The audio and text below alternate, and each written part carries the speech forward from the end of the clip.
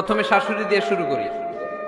আমার মাইকের আওয়াজ যে ঘরগুলাতে যায়, আমার শাশুড়ি মাদেরকে বলবো, বউদের উপর অত্যাচার করবেন না। ছেলেরে প্রশ্ন করে, তোর কাছে তোর বউ বড় না আমি বড়? আছে না নাই? এটা একটা প্রশ্ন হইল। তোর বউ বড় না আমি বড়? দুইজনেই বড়। তা এক ছেলে সুন্দর উত্তর দিচ্ছে, আমার কাছে ভালো লাগছে উত্তরটা শুনে।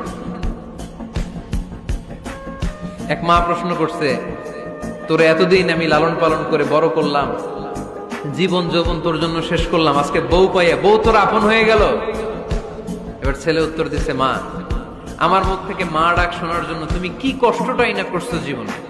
10 মাস আমারে পেটে ধারণ করলা, খাইতে পারো নাই, বমি করছো, খালি ওষুধ খাইছো, তোমার পেট কেটে আমারে বের করা হয়েছে, 2 বছর আমারে দুধ খাওয়াইছো, পেশাব পায়খানা পরিষ্কার করেছো, বয়স যখন 3-4 তখন তোমার আমি মা ডাকছি। এই মা ডাকটা শোনার জন্য তুমি এত কষ্ট করছো, আর আরেকবারের মাইয়া এই ঘরে আইসাই তোমার মা ডাকা শুরু করছে।